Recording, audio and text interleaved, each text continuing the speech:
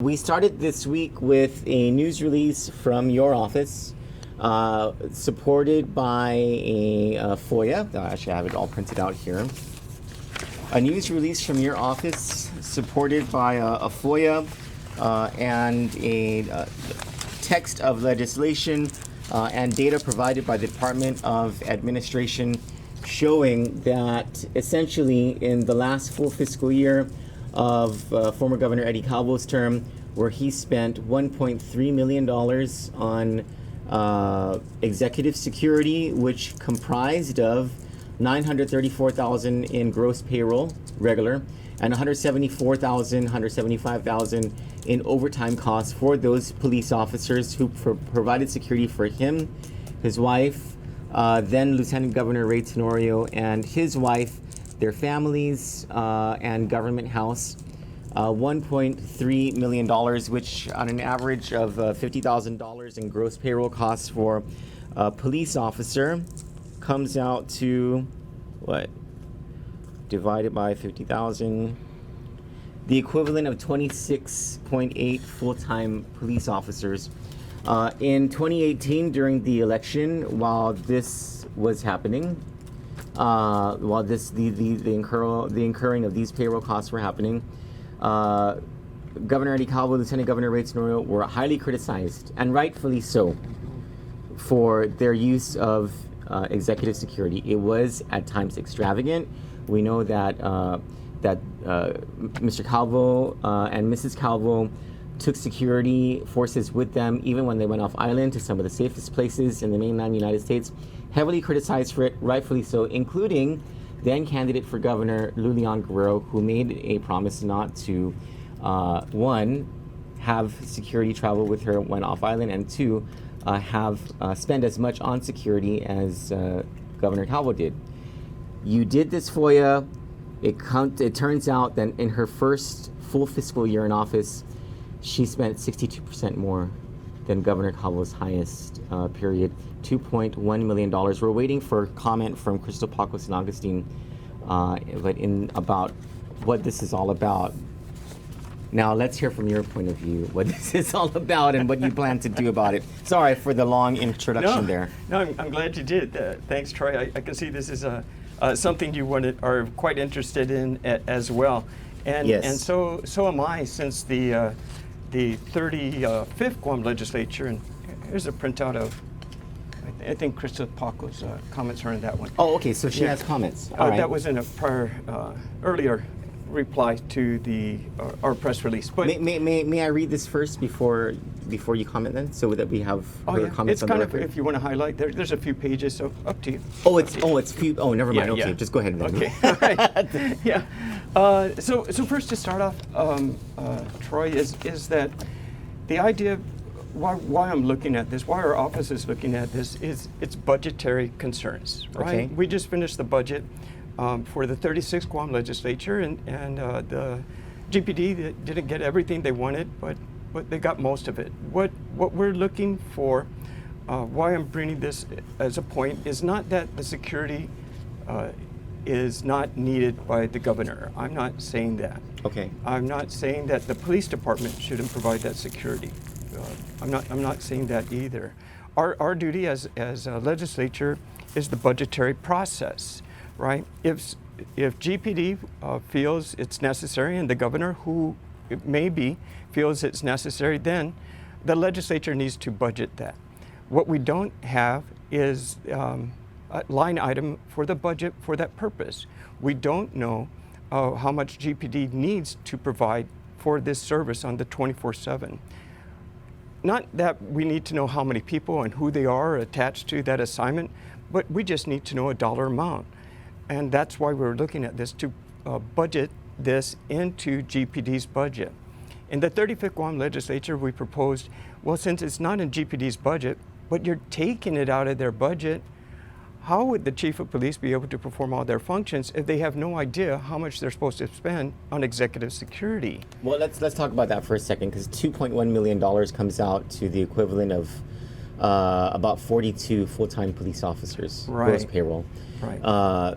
And I believe there are still fewer than 300 police officers on the force, so that represents about 15% of the force, or at least the resources to fund the Guam Police Department. The last time we had an interview with the chief of police, he talked to us about the issues with patrol. Right. He's not able to have an adequate patrol force at the various precincts because you're seeing a patrol force of just essentially four, one supervisor for Dededo, per shift, one supervisor, and 3 on patrol. And sometimes it's not even 3 on patrol. Sometimes it's 1 or 2 because of the amount of paperwork that has to, et cetera, all these problems. Yes. That there are. So my question to you is, you've exposed the amount of money. Yeah. One, have you explored what possible factors could have gone into such an increase? Were there increases in pay? Were there are these just more experienced police officers who draw down $80,000 in gross payroll rather than $50,000 in gross payroll? Or COVID pay. What about the math on COVID pay and all that? Let's just, as a baseline, this is a 62% increase from FY 2018 to FY 2020. Have you delved into the reasons this could be? Sure. Yeah, and the governor's office did come back to comment. We're dealing with less officers assigned to us than the previous administration, but yet they're paying more. And they did say that it's due to the COVID situation. But the COVID differential pay is only 25%. And if you did 25%, even on the cost of overtime, and even those numbers don't bear out as being on the cost of overtime, hazard pay, night differential, etc., it still doesn't account for the increase if you do the math. So, do you have a roster of police officers? The only way this can be explained is if these are more experienced officers who are drawing larger paychecks, Right. Or if there are more officers on the beat. But I have to tell you, I've seen First Gentleman Jeff Cook a lot, and I never see him with an executive security officer. He is former First Lady Christine Calvo always had security officers with her. First Gentleman Jeff Cook, whenever I've seen him, does not have, unless they're just driving by or something while he's doing his walks or whatever. But Right. Yeah. Nor have I, and that's nice, right? At least the First Gentleman feels comfortable that for his safety, with the forces that are provided for everyone too, and that would change from time to time with whoever the governor is. Your questions would have to go back to what we're trying to get to from this information, not to take away from the police force that they're not doing their job, or that they're sacrificing at all, or that they are sacrificing to provide protection for the executive branch. That's okay. But what we need as senators, as our responsibility being the budget, is we need to show this itemized in GPD's budget. In the 35th Guam legislature, I proposed to have it come out of the executive budget.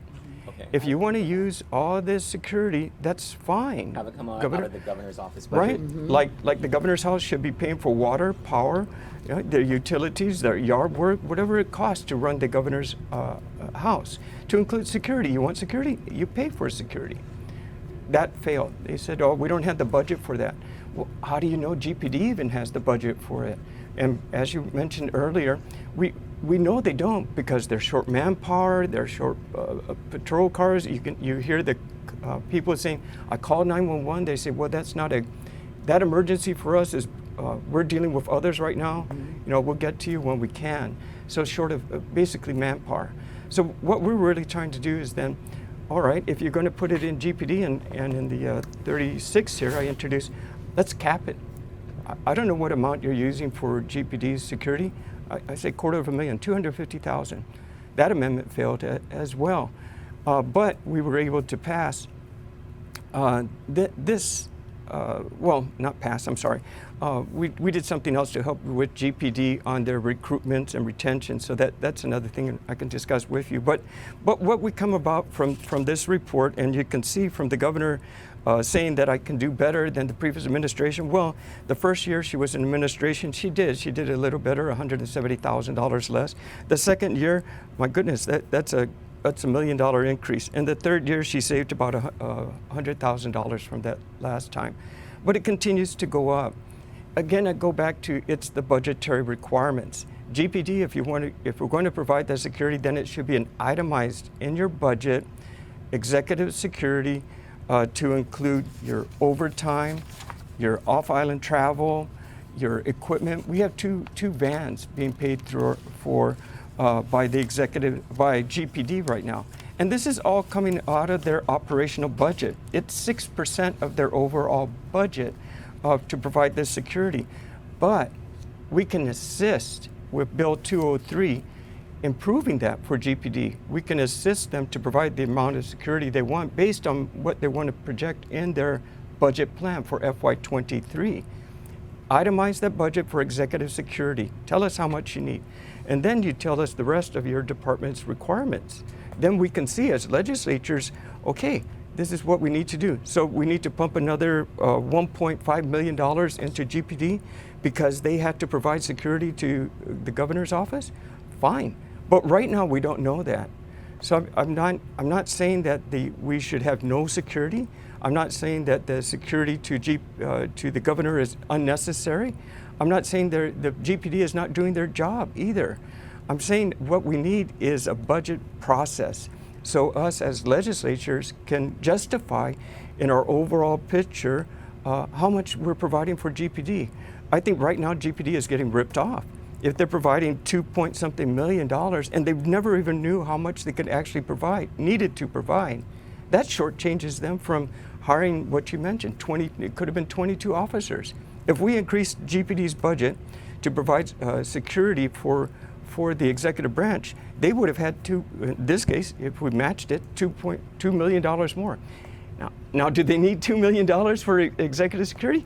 Oh, maybe we should look at something else for that too. But that's up to the governor. That's the executive branch, and she has control over the chief of police. I think we're giving more power to the chief of police by coming up with a solution, which is Bill 203, identifying those things that the chief of police should do. Now, your job as a legislator, of course, is to carry the purse strings of the government of Guam, and what that means regulating the amount of money that the executive can spend. In the response that John Jr. Calvo, her chief of staff, gave to you on September 9, they make a point, and I'm wondering, how much credit do you give to the administration on this point? He says, in fact, our administration has exercised fiscal discipline since taking office and has nearly eliminated the general fund deficit that has accrued over many years. What do you have to say to that? Congratulations. But what does that mean to this budget for GPD? It's still $2 million. Okay, understood. Yeah. Understood. Yeah. Now, one of the wives, it sounds like of one of the executive security officers, but I'm not entirely sure. I don't know who the executive security officers are, but it definitely a wife of a police officer wrote this, and I'm going to ask. The first question, then we have to switch our conversation to Landon Adelup from the National Weather Service after a commercial break, and then we'll get to the other two questions that she has in the remainder of this conversation.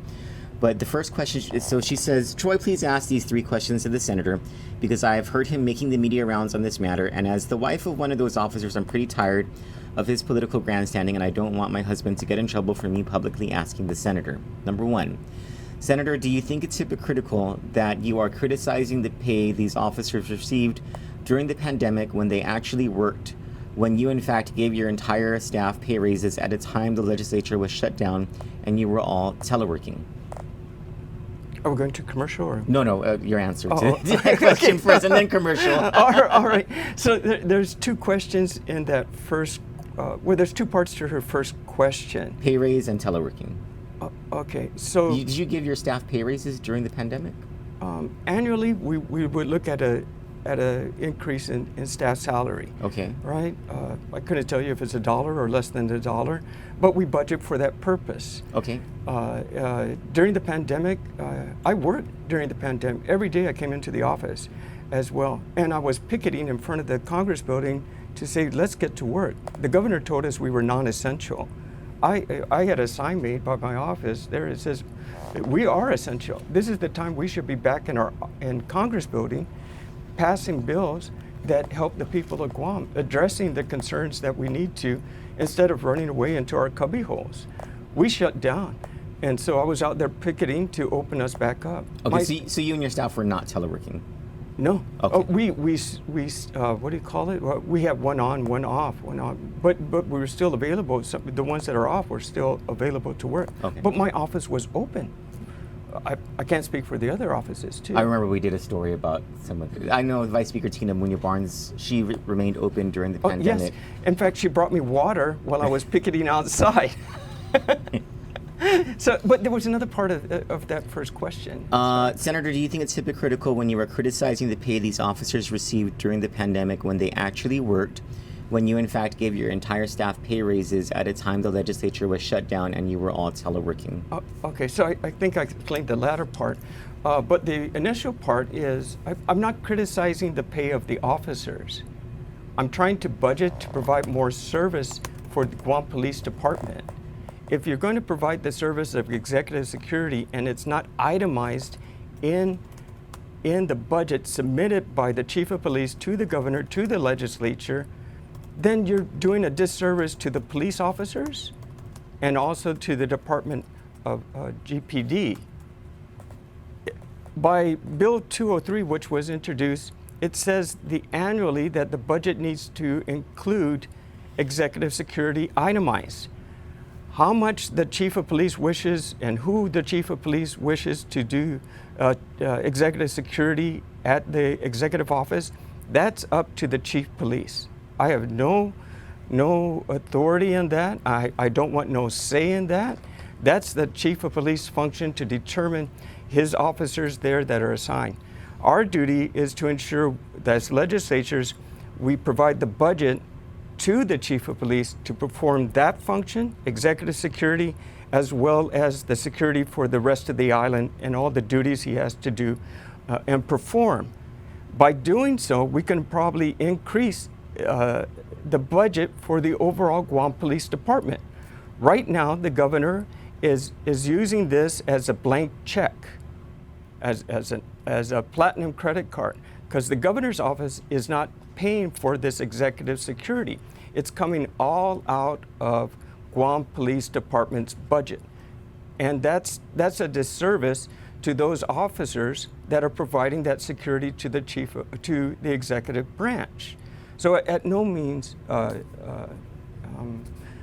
here that am I trying to say that that the duty of the police officers and their hard work of the police officers during the pandemic to provide the support, whether they got additional overtime or night differential, good. They should get that money. I'm not saying that that's too much. I'm not saying that that's too less. But the budget process needs to help them and reflect that in the annual budget. So next year, when in FY23, when the chief of police provides his budget to the governor and then eventually comes to the legislature, it must, if we can pass 203, it must include that itemized what it costs to provide the services to the executive branch. And if the first gentleman doesn't want security, well, document that down or budget something just in case necessary, right? How many trips do you plan to go off island, Governor? You know, I'm going to send my additional officers there. I can estimate this cost. I need to budget for that if I was the chief of police. I can't just take it from this big pool of money that I had to run my entire department for all my 19 villages to provide this security for all the residents of Guam, and then just keep on pulling from that until I'm shortchanged over here in order to provide you, Governor, the security needed. Senator, we'll talk more about Sure. Bill 203, its chances of passing in this legislature, and also the issue of crime when we come back. I wanna go over this woman's Sure. questions though, because for as much as I am, and let me disclose my bias here, I am pissed at the Leon Guerrero administration, not just because of things that are going on, but because one of their own is costing me money in litigation, costing Kandit money in litigation for this. Anyway, so I'm just. Anyways. Yes. You know. So, but for as much as I'm upset with them, I this is not coming from an administration person. This is coming from a wife of a police officer, and we try to provide all perspectives here, and so. Yes. So thank you for indulging us with this. Senator, from this woman, Senator, your criticisms of these officers and the amount of money spent to pay them is not only unjustified but hypocritical. While you bash them publicly for the money, did you know that during this time they were risking their lives, not just as officers, but also getting exposed and catching coronavirus while you and your staff hid in the safety of your homes teleworking? For months, you teleworked along with your colleagues, and during that time, my husband couldn't even come home to us because he was constantly being exposed to COVID, and we have young children, and his father, who is elderly. It was such a big risk. Then he caught COVID and was so sick. Don't you think it's hypocritical to be attacking the officers in GPD for spending money during this pandemic when you didn't even go to work and you still got paid? If you want to answer that, and then I have a follow-up question, because that plays into the math of the numbers. But go ahead. Sure, and thank you for the question. I'm glad this has stirred some interest. And some clarification needs to be made. The objective of looking into this is not to point any figures at the Guam Police Department and their duties and responsibilities for the community and their duty and responsibilities for the executive branch by providing executive security. To properly explain this, what the end goal is to itemize this in Guam Police Department's budget. When you itemize executive security in the budget, the legislature can provide the cash or the money or budget Guam Police Department to afford to do this. How much the police officers get paid, how they perform their duty and the sacrifices they do, it's understood. And it's not to be taken away from that. But it's what we're doing, and we introduced a Bill 203, is to enhance this. By itemizing it, the legislature in the budget can then properly fund it, properly fund the executive security branch, properly fund the rest of Guam Police Department's responsibilities. As it is today, we don't know. It's all in one big pot. And this, I think, restricts the chief of police ability to perform his duties for the executive branch and for the rest of the community. But once you have it budgeted as a separate line item, then it will fall on the responsibility of the Guam legislature to provide that money that the chief of police is asking. And if we fail to do that, then we're accountable to the people of Guam. If the executive department overspends that budgeted amount, then the executive department is responsible to pay that difference, not the chief of police, not the budget of the Guam Police Department. This, again, I want to stress, is not insulting to the Guam police, the fine police officers that are doing their duties, but it actually can help them gain more in finances during the budget process in FY23. Right now, they're limited because they don't know themselves. The chief of police is not aware of how much he'll be spending for the executive budget.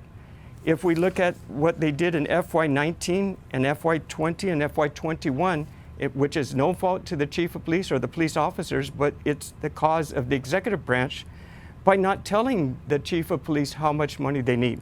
So they increased $1 million in FY20. I'm not saying that that wasn't unnecessary. I'm just saying that's an increase. Where is that money going to come from? That's the budget process that the legislature is responsible for, and also the executive branch for ensuring that they don't overspend because it's going to come out of somewhere. Whose budget? The Guam Police Department's budget. Where is that shortfall then going to come from with the Guam Police Department? That's going to be unfair for the Guam Police Department to provide their functions when they're short that way. So what we're trying to do is offer a solution, not to point fingers, not to blame the current administration or the past administration, but to provide a structure so future administrations can follow, and then we can have something more secure in place for the people of Guam when future legislatures form a budget. Okay, I don't, this whole budget thing, right? Why can't the administration just take that and make it part of their budget? That's exactly what he was Why trying why to do. does it have to fall on the GPD? Because I understand because they're police officers, but why not? Why is it all of the? Why do we? I feel like It's mixing things up, right? Yeah, Yeah. and so And it makes it why confusing. can't the administration use? And this goes back to our conversation yesterday, buying the election, $2 million that could be spent by the administration of their own money instead of taking it from GPD. There's an extra $2 million for hires and wherever they put their people. Yeah, yeah. Good question, Johnny. And we But attempted. I'm just, I agree. I Yes. think it should be. If you're going to increase Adelup's budget to afford the security, and the legislature says, "Okay, Governor, based on what you're telling us that these are your needs, these are the shifts, etc. Here it is, take it." Here's the budgeted amount, whether that's $1.1 million, but $2 million is a lot of money. $1.3 million that Eddie Calvo was spending already was a lot of money. And you know how I know that was a lot of money? Because I personally saw the schedules of those police officers and the number of police officers who were on the beat with each of the principals. And it was just too much. And the off-island trips had taking security officers with them, just too much. Going around to Ross and all of that stuff. to buy all of the lights in the Christmas Philippines. too much. Huh? So at $1.3 million was already too much in fiscal year 2018. $2.1 million in fiscal year 20 already is too much. Well, I'm wondering, because this woman raises a good point about math. We don't know. I'm wondering in these numbers, Senator, did DOA tell you whether this was money spent on warm bodies or money that was encumbered on payroll costs regardless of whether they came to work? For instance, what if officers assigned to executive security over an extended period went down because they caught coronavirus and they were on sick leave, they were on paid sick leave, paid COVID leave, et cetera, et cetera? Is that money reflecting here? And would it account for that big? I don't know. It's still a lot of money. Yeah, It is. It's still a lot of money. And it is difficult to say. Those are all good questions there, Troy. But again, it comes back to a budgeted amount needs to be itemized in their budget so they can account for it, right? And they have a goal. And then also in our bill, we propose a quarterly report, actual versus projected. Just like what we do with the CRER Yeah. report as well. Same thing for GPD to provide. And Carl Fukuda Jr. applauds you and he says this is private sector budgeting. Yeah. Yeah. That's and for Johnny's question, yes, we attempted to say executive office. If you want the security, you pay for it, like your water and your power. Yeah. They said no, we don't have enough money to do that. So it's coming out of GPD's budget, and which GPD doesn't have enough money to as well. But yet the executive branch hires more people, and GPD is struggling to hire more people. So we're supportive with Bill 203 by providing that budget for them. Identify it then, Chief of Police. You know best with your troops how many you need to provide that executive security service. We're not going to dictate how much and so forth and what the ranks are. We can't get into that.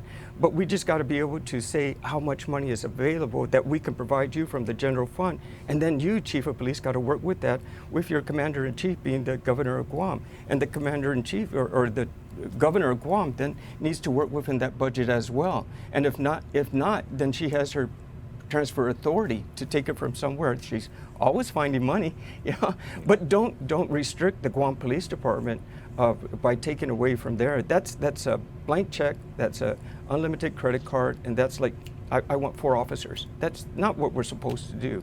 We're supposed to provide a structure for this. So over the past few years, and this goes back even to the Calvo administration, this is not just this current governor, crime has been on the rise. Yes. And there has been recently, or I'd say over the past couple of years, an issue with response to violent crimes, the time it takes to respond to violent crimes. And this is just anecdotal based on what we've seen in the media and social media, etc. But it just seems to be more so the case that it's taking police officers longer to respond. And Police Chief Steve Ignacio has told us in an interview before that it's because of the number of police officers he has. Senator, Your thoughts on this issue juxtaposed with the shortage of manpower already, but also what is the legislature doing or what can be done to fix this problem Sure. of attrition in the Guam Police Department? I'll be happy to share. So in the 35th, we recognize this as well, and we were able to get a few things passed, as well as in the 36th, and just recently we added into the budget. I believe there's 1, 2, 3, 4 things that was the problem for peace officers as a whole. One was these the time when you get the list of names from DOA, right? And from the time you had to wait if somebody objects to it, and before you can get the next list, and it takes like over a year, all that paperwork was difficult to get a list of names to qualify for peace officers. DOC, Guam Customs, GPD, agriculture as well, wherever there's a peace officer. So we corrected that, what we call the SAMS Act, Swift Appointment Accountability Act. Mm-hmm. That one passed to reduce those processes for peace officers specifically. Chief Ignacio will be able to take advantage of this in the next academy coming on up once he assigns. But isn't there an issue with getting people interested because the pay is so low? I'll get to that one. Oh, That's sorry. number Okay, 4. okay. But yes, there is. The next process is, so you came on in and you got interviewed and we're ready to go, and you take the test. Fail. I used all of that time and failed because of the post requirements in math and English. So we addressed this with Juan Fernandez, GOE, Guam Department of Education, and also Mary Okada, GCC. They said, yeah, we identified that as well. How can we help? They put together a tracking system, right? I'm a young guy in high school and I want to be a peace officer one day, whether DOC, Customs, GPD. But that's something my father did, and I'm interested in doing that as well. They tried it out before COVID, and it was a successful program. There was a lot of folks interested in that. They're developing the permanent program now to implement. I'm not sure if it's going to be in TGen or what school they're going to implement it at, so that folks can go into this track. So when they graduate high school, I can pass the post requirement. I can do my push-ups. I can pass my math. I can pass my English. So that's number 2 in the problem of maintaining your peace officers on Guam. Number 3 is... You nearly tempted me to make a fat joke, which I promised God I wouldn't do this week. Well, it's a barrel joke. It's solid, okay? So the third one, we recently introduced it requires the Post Commission to be involved. So the Post Commission has identified, and through the great help of Dr. Richard Fay, who passed away when... Oh, yes. Condolences to Yes. the police family and to his family about that. Yes, his services are this Saturday. But on the day that we were able to submit that bill into basically our budget for the 36 Guam legislature and the 22nd FY22 budget, is kind of the day we realized, or we heard he passed away. So, it's kind of a good thing that, in his memory, we were able to pass what he really worked on. But it identified the discrepancies in pays between peace officers. The lowest paying one would be Guam Police Department. Yes, it is. $11.47. It's a ridiculously low amount of entry pay. Right. Yeah. Yeah, that's very poor, and that's unacceptable. With all these studies that we had from Hayes studies, when I was in Department of Corrections back in 1990, we did Hayes studies, but still, in 2021, we got all this mishmash of goulash of how they, different peace officers are paid on entry level. So the PARI Act allows the Post Commission of all these professional heads in our government service dealing with peace officers how to address that. They have come up with a plan. They'll be presenting that to us, and then it's up to the legislature then in FY23 budget, if they get it to us by then, to budget for that so we can look at those increases as well. So that's one way. So we're not losing these officers. We're having them trained. We can address their pay discrepancies. Going to take some time, but at least that's what RFS has done. And one of the things we recognize too is you can't take from the police department's budget 6% of their overall budget and not compensate them for that. That's stealing from the police department. Thank you for the point. And so we want to invite you back to the show because this conversation is not over. It's just that we have a lunch meeting to go to. We promise it's more than just lunch. It's an actual meeting that we're actually late to right now. But I want to read to you. We got the comment in from Crystal Paco San Augustine and give you an opportunity to respond to her comment before we end the show, and then we'll schedule with your office for you to come back. She says the senator does a disservice to the media and the public by using numbers without context to support his recently introduced bill. To set the record straight, this administration has less executive security personnel than previous years, which the senator may not want to admit. The increase in executive security is a result of pandemic response activities and the associated specialty pay, differential pay, and the hazardous pay adjustments which affected both regular and overtime pay for police officers as well as all other frontliners. I'm going to just, to put this in further context, FY 2018, the payroll costs were $934,000, the overtime costs $174,000. FY 20, the payroll cost is $1.4 million, the overtime cost is $410,000. Can I just? This is the corrected one. Can I? Oh, no, you're right. You're reading from that. Oh, sorry. Can I just? Well, maybe when you FOIA'd, whatever you FOIA'd, if they answered it with all of it, the numbers, it wouldn't get this way. Yeah, that's another really good point, actually. So when you FOIA'd that, transparency works both right? ways. So they should have answered it correctly. They should have put their narrative on it. Right. Yeah. Okay, they know what he's asking for. Yeah. They know what he's going to do with the information, too. So, I'm sorry. That just irritates me, guys. Good for you, Johnny. Yeah. Tell it like it is. Yeah. So, and this one here is a 9th grade education, That's homie. right. That's right, Diva. all right. So, well, yeah, transparency has been this administration's problem since day one, and it will continue that way, unfortunately. But how do you respond to it? What is your response to her criticism of the information? But they like a plan. And if they got to do that, and it's obvious if they want to attack me because I came up with a plan, they don't have a plan, so they got to attack it, right? They're not addressing how they're going to help the police department. Doesn't matter if this situation or that situation comes up, if there's a pandemic or there's no pandemic. In your budget, you need to itemize what's going on. We've asked the governor to pay, if they don't want to itemize it or have GPD itemize it, or if you don't want to pay it for yourself, you want free service from the government of Guam, taxpayers' money, and you want the agencies to pay for that, that's what you're saying. And at least I'm coming up with a plan to say, all right, GPD, if you're going to pay for this, let the legislature help you, because obviously the executive branch isn't and will rather pull fund at the legislature than take responsibility for the services that they are demanding from the Guam Police Department. The executive branch takes so much